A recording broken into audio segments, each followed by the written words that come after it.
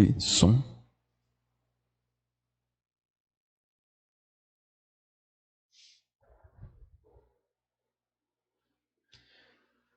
Boa noite, meus irmãos, graça e paz.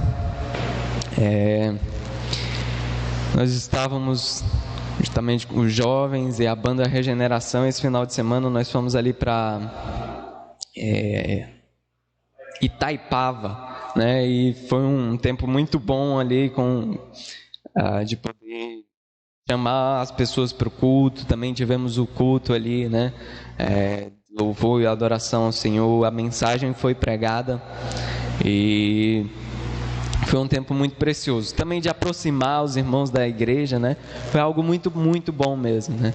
Na próxima vez, se você não foi, vá, né? Não perca, porque é algo muito bom e é uma comunhão que a gente desenvolve, né? E nós somos fortalecidos. Meus irmãos, a irmã Kedna, falando sobre família, né? E o mês da família, e nós vemos que a igreja é uma família, né? A igreja é uma família, é o corpo de Cristo. E o que é que pode ruir uma família? O que é que pode fazer com que uma família se desfaça?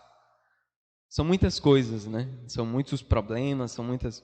Mas em específico, ele está na raiz de quase todos os problemas, que é o orgulho, né?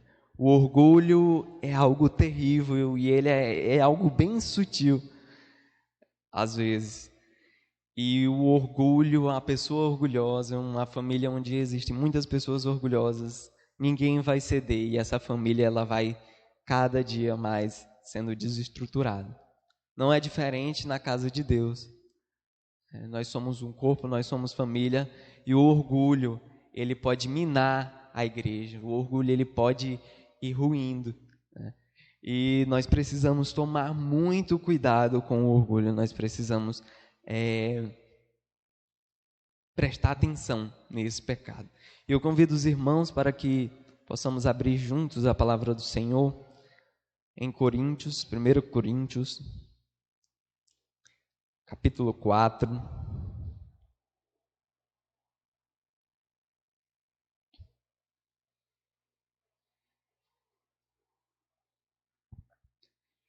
Coríntios, capítulo 4.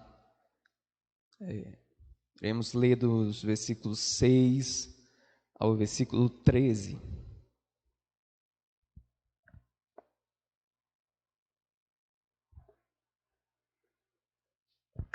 Amém?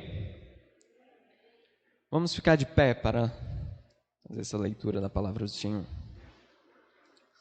1 Coríntios 4, 6 a 13. Leiamos juntos. Irmãos, apliquem essas coisas a mim e a Apolo por amor a vocês, para que aprendam de nós o que significa não ultrapasse o que está escrito. Assim, ninguém se orgulhe a favor de um homem em detrimento de outro. Pois quem torna você diferente de qualquer outra pessoa? O que você tem que não tenha recebido? E se o recebeu, por que se orgulha como se assim não fosse? Vocês já têm tudo o que querem, já se tornaram ricos, chegaram a ser reis, e sem nós. Como eu gostaria de que vocês realmente fossem reis, para que nós também reinássemos com vocês. Porque me parece que Deus colocou a nós, os apóstolos, em último lugar, como condenados à morte. Viemos a ser um espetáculo para o mundo, tanto diante de anjos como de homens. Nós somos loucos por causa de Cristo, mas vocês são sensatos em Cristo. Nós somos fracos, mas vocês são fortes. Vocês são respeitados, mas nós somos desprezados. Até agora estamos passando fome, sede, necessidade de roupas. Estamos sendo tratados brutalmente, não temos residência certa e trabalhamos arduamente com nossas próprias mãos. Quando somos amaldiçoados, abençoamos. Quando nós somos perseguidos, suportamos. Quando caluniados, respondemos amavelmente. Até agora, nós nos tornamos a escória da terra, o lixo do mundo. Podem vos assentar. Meus irmãos, nós estamos continuando nossa série de sermões na carta de 1 Coríntios.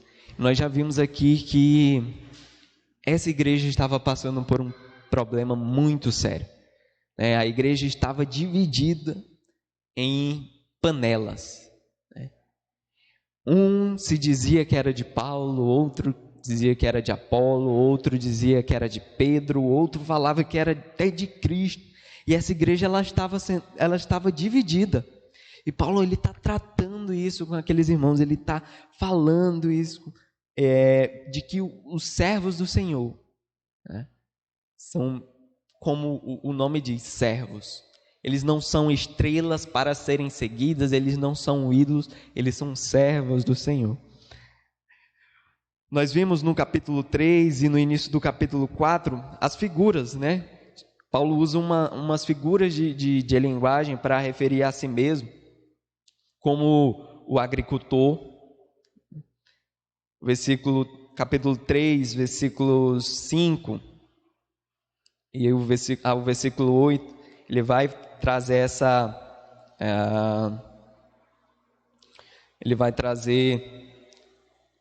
essa comparação, Afinal de contas, quem é Apolo, quem é Paulo? Apenas servos por meio dos quais vocês vieram a crer. Eu plantei, Apolo regou, mas Deus é quem fez crescer.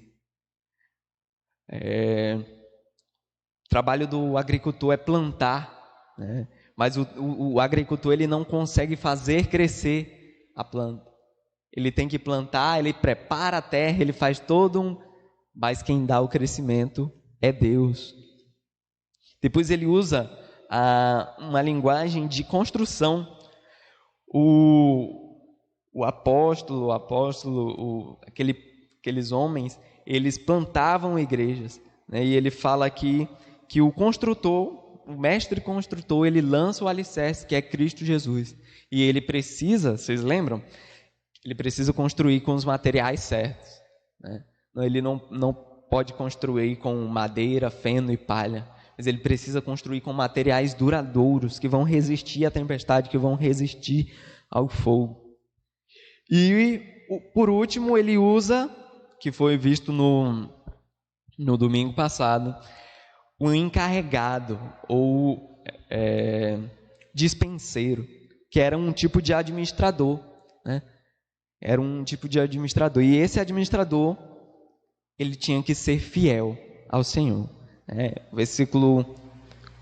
Capítulo 4, versículo 2 diz: o que se requer destes encarregados é que sejam fiéis. Então, todas essas eram figuras de linguagem que Paulo estava aplicando a si mesmo.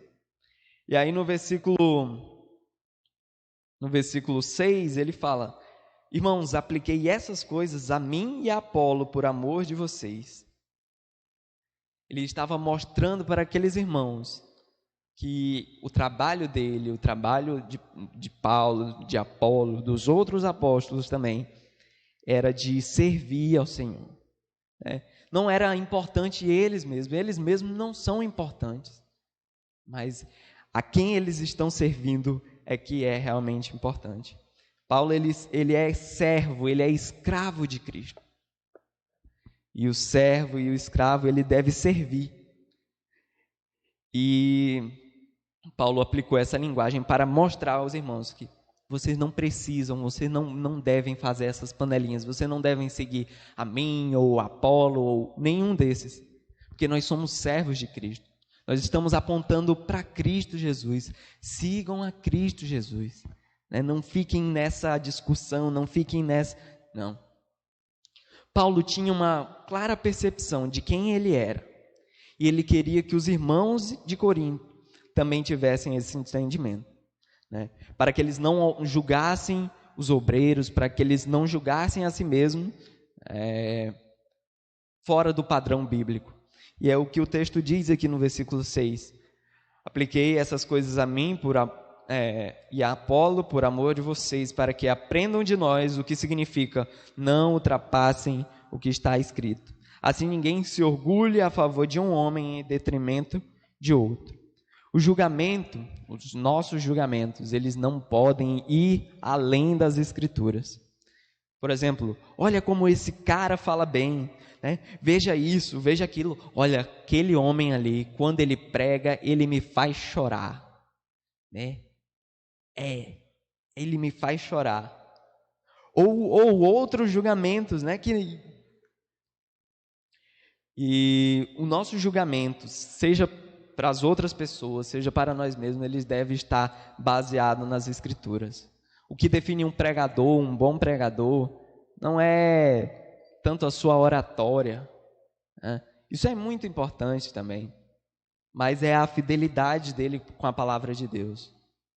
Se ele pode ser o melhor, com a melhor oratória do mundo, mas se ele não é fiel à palavra de Deus, nada vai valer. Nada vai valer.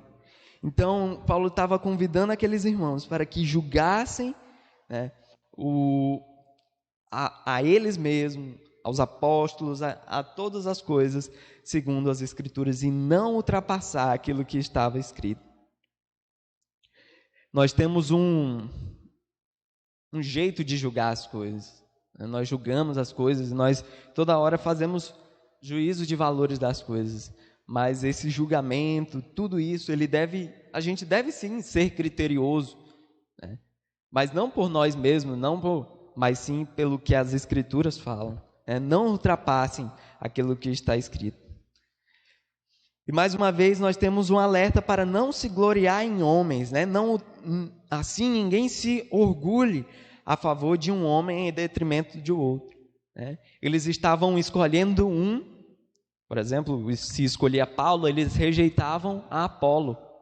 Se eles escolhessem Apolo, eles rejeitavam Paulo. E ele fala, não é para fazer isso, né? Vocês estão julgando errado, vocês estão olhando da maneira errada. Grande perigo é quando nós vamos além das Escrituras, quando colocamos palavras nas Escrituras, né? Nós não podemos adicionar mais coisas às Escrituras. E também um outro grande perigo é quando nós ficamos aquém às Escrituras. É ir além, prestem atenção, um grande perigo é ir além e também ficar aquém às Escrituras. Não entender, não saber aquilo que as Escrituras falam. Pode ser né, o ir além das Escrituras pode gerar o legalismo, inventar coisas que não estão escritas, que não está escrito na Bíblia, faziam várias regras, né? Os mestres fariseus, eles eram profissionais nisso. Eles inventavam várias regras, eles colocavam um fardo pesado demais para o povo, né?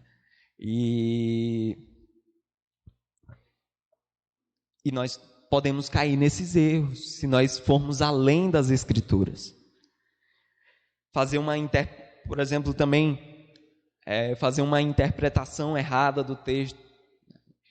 Pegar um texto aqui que diz uma coisa e eu tiro ele do contexto e vou pregar uma outra coisa. Toda a Bíblia, ela precisa ser lida no seu contexto. Você não pode pegar um único versículo e dizer que essa é a verdade e pronto. Você precisa ler todo também o contexto.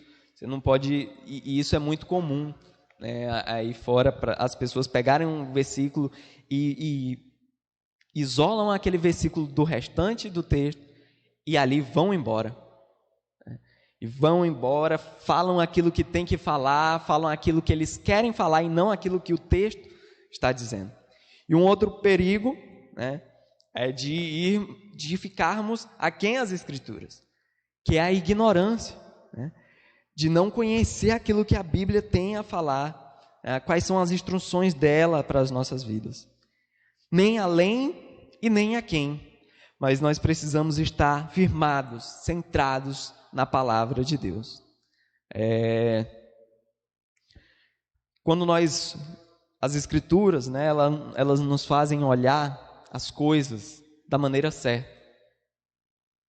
como o meu óculos. E o pessoal que tem problema de visão também vai entender isso. Mas sem o meu óculos, eu não enxergo nada. Eu estou enxergando várias cores aqui, né? Mas eu não estou enxergando tudo como deve ser. Eu não estou enxergando a cara de nenhum de vocês. Né? Então eu tô com a visão distorcida. Eu tenho uma visão distorcida e eu preciso dos meus óculos, para que eu possa enxergar nitidamente as coisas. E assim também é com a palavra de Deus. Para que nós possamos julgar as coisas, para que nós possamos ver as coisas da maneira certa, nós precisamos olhar para as Escrituras. Então, a partir de hoje, eu desafio a você. Olhe as coisas, olhe o seu trabalho a partir das Escrituras. Olhe o seu amigo ali a partir das Escrituras.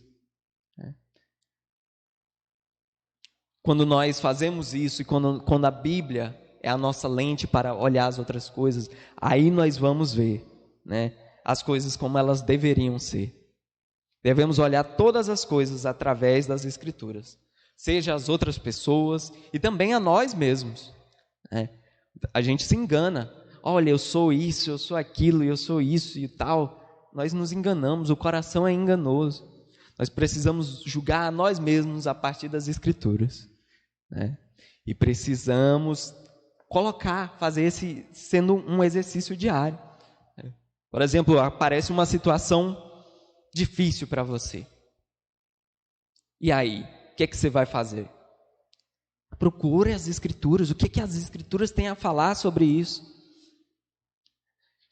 Um exemplo a respeito do trabalho, né? Muitos irmãos aqui trabalham e tal, e são empregados, né?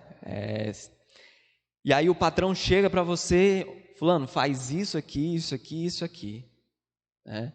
Omite essa nota aqui, ou não coloca todos os números, né? Tal. E aí? E as Escrituras elas vão falar contra isso, né? Contra a corrupção, contra essas coisas. E aí, quem é que nós vamos seguir? Nós vamos julgar por somente aqui. Se eu não fizer isso aqui, eu vou perder meu emprego, né? Mas se eu fizer isso aqui, eu estarei desobedecendo a Deus. E aí? Qual é mais importante? Então nós precisamos julgar todas as coisas a partir das Escrituras, meus irmãos. Não podemos ir além das Escrituras. Não podemos ficar aquém também das Escrituras. Precisamos estar com a Bíblia, né? Por isso que é tão importante a prática diária da devocional. De você ter um tempo para você ler a Bíblia. Porque ali você vai entender. Ali todo dia vai ter uma porção para você. Para você rever os seus conceitos, para você rever aquilo que as suas atitudes, para você julgar as outras coisas da maneira certa. Então nós não podemos olhar para as coisas somente com os nossos próprios olhos. Precisamos ver aquilo que as Escrituras falam a respeito disso. E aí nós podemos tomar um passo, nós podemos andar da maneira que o Senhor quer. Versículo 7 diz o seguinte: pois quem torna você diferente de qualquer outra pessoa? O que você tem que não tenha recebido, e se o recebeu, por que se orgulha como se assim não fosse? Tudo que nós temos nos foi dado. A salvação, ela é um dom de Deus. Ela é graça de Deus. Nós não conseguimos a salvação, nós podemos conquistar bens, né? Nós podemos conquistar casas, carros, patrimônio, dinheiro e muitas coisas nós podemos conquistar, né? Mas a salvação não é assim, não é pelo seu esforço, não é por aquilo que você faz. Não, a salvação é um dom de Deus, a salvação é pela graça de Deus, pela fé em Cristo Jesus. E ela nos é dada. Nós não podemos nos gloriar e nós não podemos nos orgulhar e viver de maneira orgulhosa, como se a salvação fosse por nós conquistadas. Paulo usa uma série de perguntas retóricas para que os irmãos refletissem.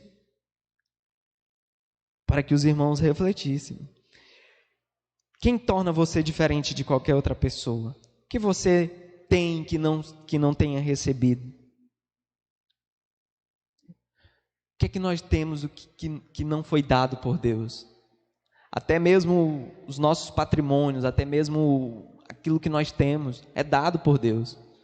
Nosso emprego, né, é a maneira que Deus nos sustenta. Nosso emprego é a maneira que Deus faz com que nós possamos obter as coisas. É graça de Deus também. Né? É graça de Deus. Todas as bênçãos, né, é graça de Deus. Tudo que nós temos hoje foi nos dado pelo Senhor. Nos foi dado pelo Senhor.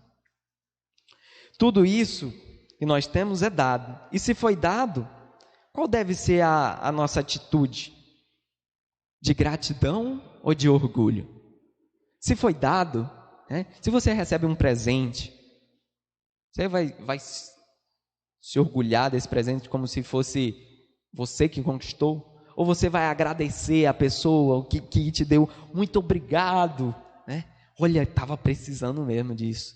Que bênção. Nós devemos expressar gratidão, não é verdade? Nós devemos expressar gratidão, porque nos foi dado, é um presente. E a salvação e as bênçãos nos foi dado, então nós devemos ser gratos a Deus. Primeiro, reconhecendo o doador. Quem foi que nos deu? Deus. Nós devemos agradecer a Ele por tamanha bênção. Se Deus nos deu a salvação, se Deus nos dá o crescimento, Ele que deve ser reconhecido. Ele que deve ser louvado, Ele que deve ser exaltado. Nós devemos ser muito gratos a Deus, meus irmãos. Todos os dias, em suas orações, agradeça a Deus pela salvação. Seja grato a Deus. Senhor, muito obrigado porque eu posso ter uma vida contigo, mediante o sangue de Cristo Jesus na cruz. Seja grato, agradeça. Viva de maneira digna da salvação. Compartilhe esse precioso presente com as outras pessoas. Nós fomos ali para Itaipava para fazer um pouco disso, de compartilhar com aquelas pessoas ali o Evangelho. Convidamos as pessoas, fomos nas casas delas, compartilhamos uns folhetos. Isso é uma maneira de ser grato a Deus, compartilhando a bênção. A salvação, ela não morre em nós, ela deve ser compartilhada com as outras pessoas, ela deve ser, se você ganha um presente, você quer contar para o mundo. Olha, eu ganhei isso aqui, olha que legal. E a salvação é um presente muito maior do que qualquer bem material, e nós precisamos compartilhar. Paulo só transmitia aquilo que lhe era dado. Ele não inventava nada, tudo que ele transmitiu foi dado pelo Senhor. E 1 Coríntios,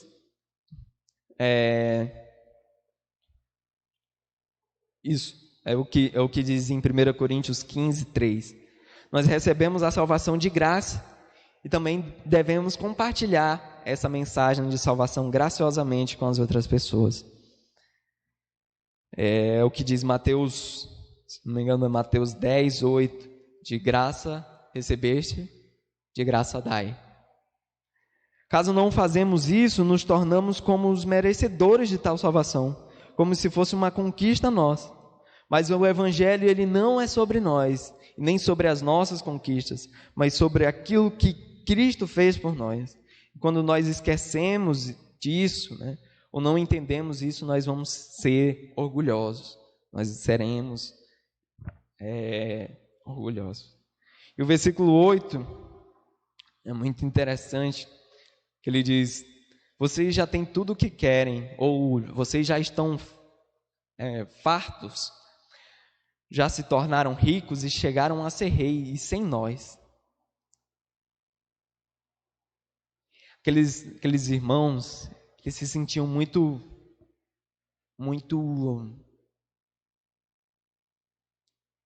preparados espiritualmente. Eles já se sentiam muito maduros, eles pensavam que chegaram num nível ali que transcendeu todo o conhecimento, né? E aquilo ali já tinha gerado orgulho no seu coração. Eles já estavam satisfeitos com aquilo que eles tinham, né? Eles estavam satisfeitos. Eles não precisavam mais de nenhum conhecimento e de ninguém. Essa é uma das piores coisas que pode acontecer com um crente. Essa é uma das piores coisas que pode acontecer. Porque nós nunca vamos chegar a uma maturidade espiritual que vamos dizer, pronto, não preciso aprender mais nada. Nunca vamos chegar. O crente sempre vai precisar, ele sempre tem algo a aprender. Que diz o seguinte: sempre precisamos aprender mais e mais de Deus. Ele sempre tem algo a nos ensinar. Nós também somos um corpo e nós precisamos uns dos outros, né? E nós não somos autossuficientes. Nós não podemos chegar, meus irmãos, a um ponto de dizer, pronto, já sei tudo da Bíblia, já sei tudo, já vi tudo, já li toda a Bíblia, então pronto, acabou. Isso é orgulho, isso é uma das piores coisas que podem acontecer com um crente. Eles, por estarem satisfeitos, cheios de conhecimento entre aspas, eles se achavam ricos. E a riqueza traz a sensação de poder. Alguns daqueles irmãos, eles queriam reinar sobre o povo. Precisamos ter cuidado com aquilo que pensamos sobre nós mesmos. Mais uma vez, eles estavam julgando a si mesmos, não com a lente das Escrituras, mas com os próprios olhos. Mais uma vez, nosso coração é enganoso e nós precisamos ver não aquilo que nós pensamos de nós mesmos, mas o que Deus pensa de nós. Podemos estar vivendo uma mentira, como aqueles irmãos em Corinto. Eles pensavam que eram tudo isso, eles pensavam que já tinham bastante conhecimento, eles pensavam que não precisavam mais de nada, mas eram como a igreja de Laodiceia, em Apocalipse 3,17. Pois dizes, estou rico e abastado, e não preciso de coisa alguma. E aí o Senhor fala, e nem sabes que tu és infeliz, sim, miserável, pobre, cego e nu. Então aqueles irmãos se achavam, que eram ricos, abastados, e o Senhor mostra a realidade para eles. Na verdade, eles não tinham nada de riqueza, Aquilo era orgulho, e eles eram infelizes, miseráveis, pobres, cegos e nus. Eles eram novos na fé, mas já haviam deixado os seus tutores. Paulo usa a ironia para tratar desse assunto. Podemos nos achar alguma coisa, ou podemos achar que sabemos de alguma coisa. Nossa, eu já tenho 10 anos de igreja. Podemos achar que não preciso mais ir para a igreja para aprender da palavra do Senhor. Eu posso aprender tudo aqui em casa. Não é verdade. Nunca vamos conhecer o suficiente. Porque eu estudei, porque eu fiz seminário. Nada disso. Eu preciso da porção diária da palavra do Senhor. Eu preciso aprender mais do Senhor todos os dias, gente. Eu e meu pai fizemos seminário, o irmão Lourenço também, alguns outros irmãos. Pergunta se a gente sabe tudo. Não sabe, não. Parece que abre Parece que a gente sai sabendo menos. Dá mais fome de conhecer a palavra de Deus. Quanto mais você conhece, mais você tem fome de conhecer a palavra de Deus. Um comentarista chamado Winner de Boer, ele diz o seguinte: pelo contrário, os bem-aventurados são os famintos, porque eles ficarão verdadeiramente saciados no reino de Deus. É o que diz Lucas 6, 21, o versículo 25. São os pobres e não os ricos que são bem-aventurados.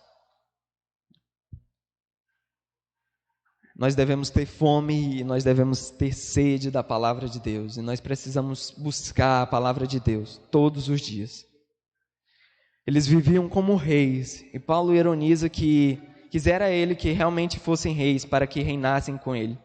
Ele viu que o rei, o verdadeiro rei, Cristo Jesus, ele foi servo, ele se fez servo. O que diz Filipenses 2, de 5 a 7. Ele deixou toda a sua glória, ele deixou tudo isso, né, para servir.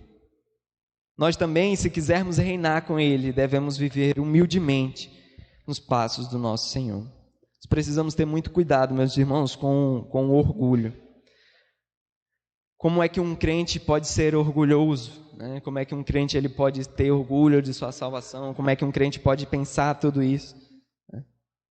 Isso é o orgulho espiritual. Um crente ele não pode ser orgulhoso. Nós temos aqui uns exemplos práticos de como um crente pode ser orgulhoso. Algumas coisas que indicam o orgulho no crente.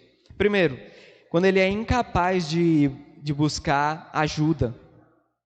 Quando ele é incapaz de procurar outras pessoas para resolver os seus problemas. Ele não se abre, ele não compartilha, ele não pede ajuda. Ele tem que resolver os seus problemas consigo mesmo e ele pensa que vai conseguir. Porém, não vai conseguir. Outra coisa é quando ele é incapaz de reconhecer o seu erro e pedir perdão para o seu irmão. Quando ele é exortado, quando alguém chama a atenção dele, ele fica muito zangado. Ele fica muito zangado, ele não consegue ser humilde para aceitar aquela exortação. Ou quando ele tem dificuldade para aprender com outras pessoas, que ele acha que já sabe demais. Quando ele fala demais do pecado dos outros, parece ter o prazer de apontar os erros dos outros. E quanto para ele mesmo está tudo bem. Ele não peca, ele é o cara perfeito. Ele não olha para si. Ele vê a trave no olho, ele vê um cisco no olho do irmão e não vê a trave que está no próprio olho. Isso é orgulho.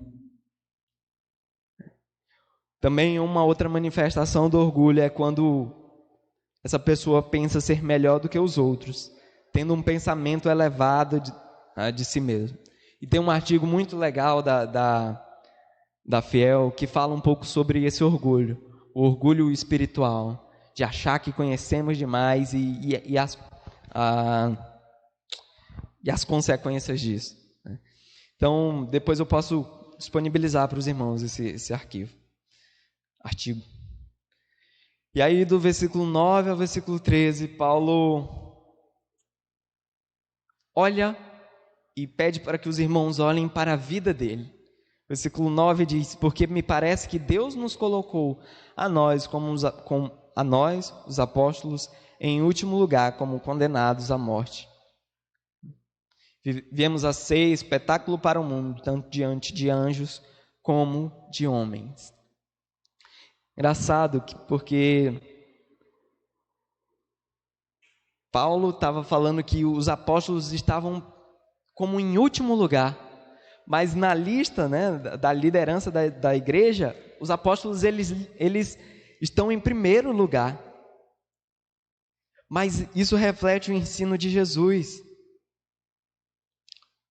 Isso reflete o ensino de Jesus, quando ele diz assim: não será assim entre vocês. Ao contrário, quem quiser tornar-se importante entre vocês, deverá ser servo. E quem quiser ser o primeiro, deverá ser escravo. Como o Filho do Homem, que não veio para ser servido, mas para servir e dar sua vida em resgate por muitos. Paulo também é um exemplo de que o maior serve. Assim como Cristo, ele serviu. E por servir a Deus, ele sofreu. Nós podemos ler 2 Coríntios, abra lá 2 Coríntios 11, versículo 24.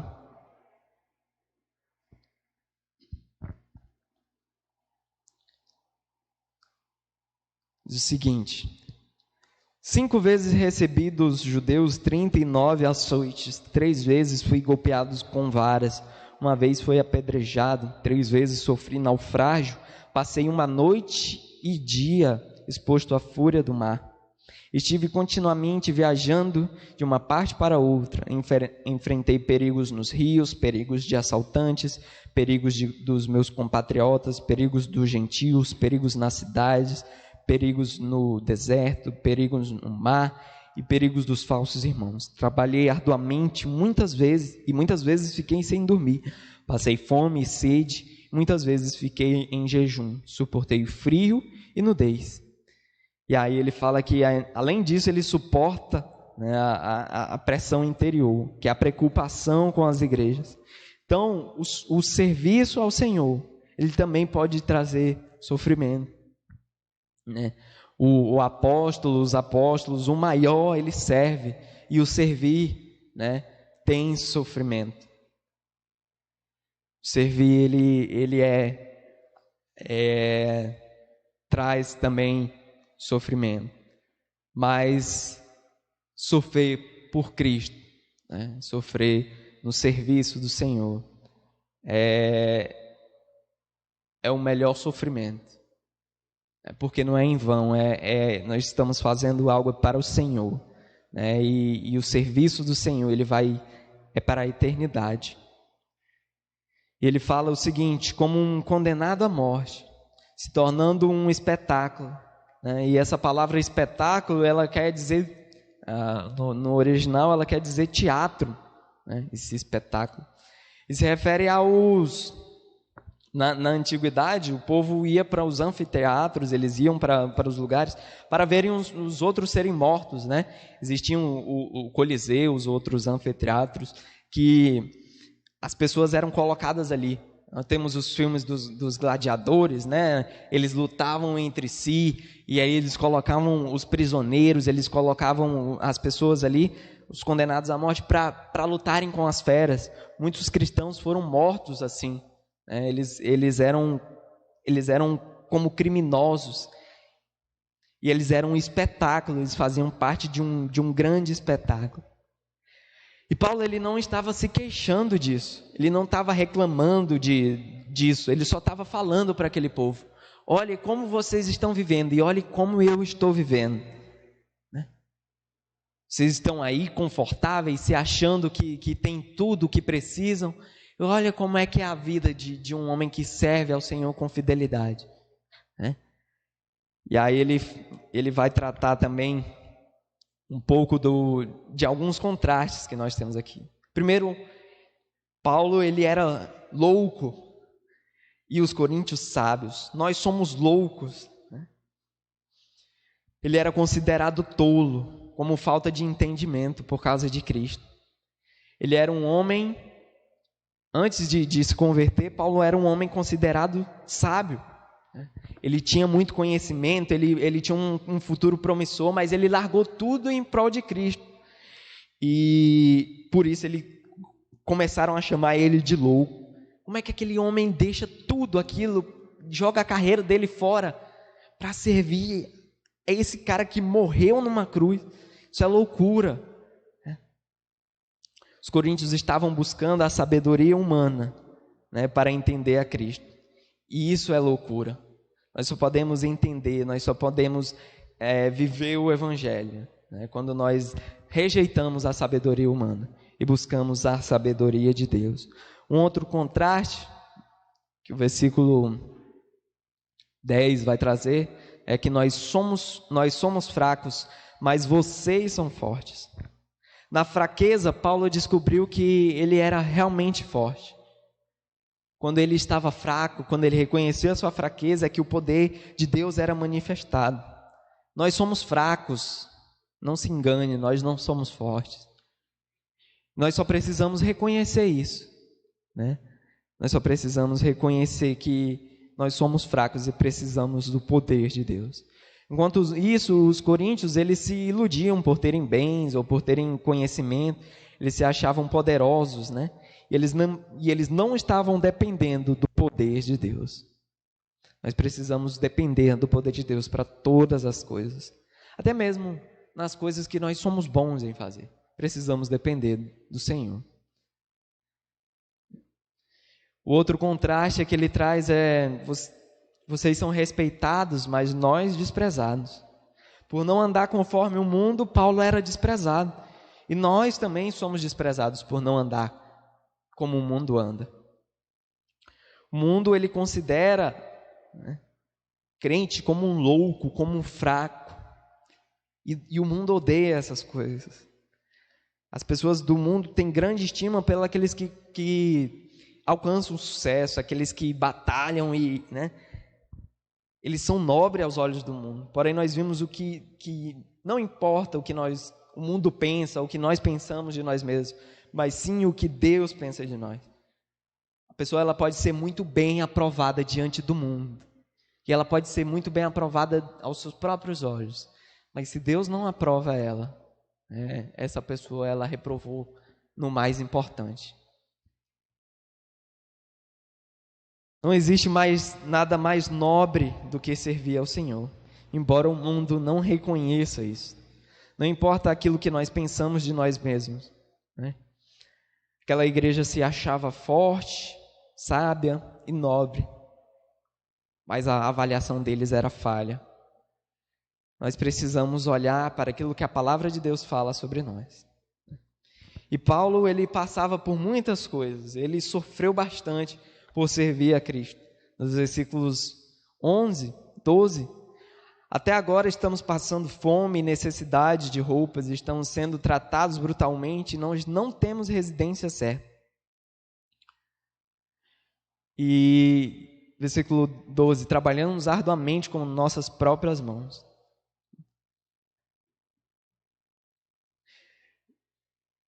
E uma coisa muito interessante que Paulo fala é: quando nós somos amaldiçoados, nós abençoamos.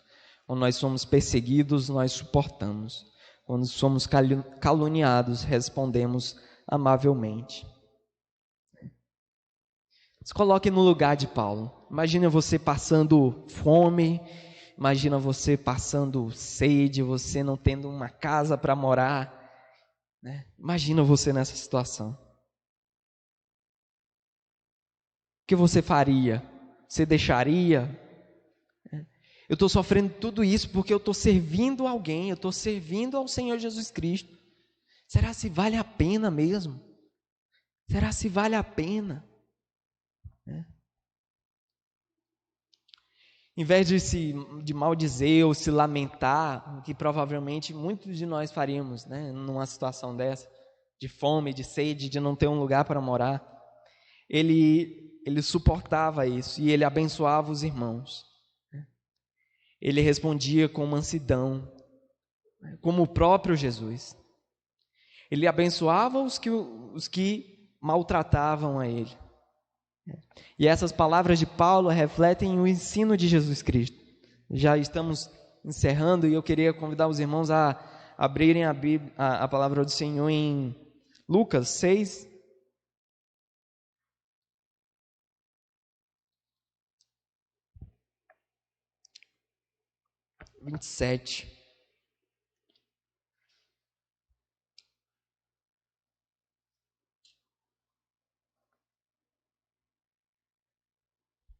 Lucas 6, 27. Veja como a vida de Paulo refletia essas palavras do Senhor Jesus Cristo. Diz o seguinte: mas eu digo a vocês que estão me ouvindo, amem aos seus inimigos, façam o bem aos que os odeiam, abençoem quando os que os amaldiçoam, orem por aqueles que os maltratam. Se alguém lhe bate numa face, ofereça também a outra. Se alguém lhe tirar a capa, não impeça de tirar-lhe a túnica. Dê a todo aquele que lhe pedir, e se alguém tirar o que pertence a você, não exija que o devolva.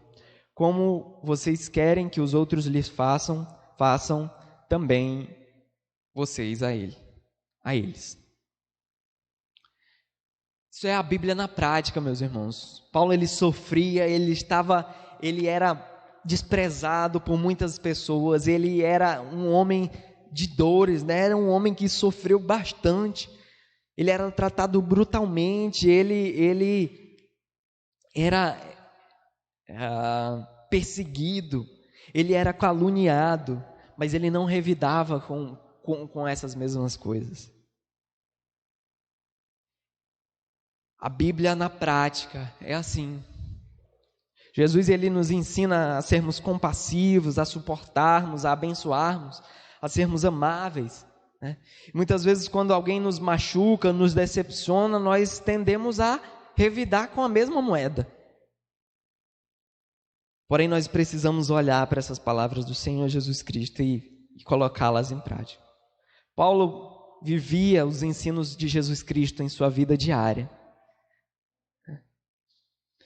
E a nossa vida também deve refletir a Cristo e os seus ensinos.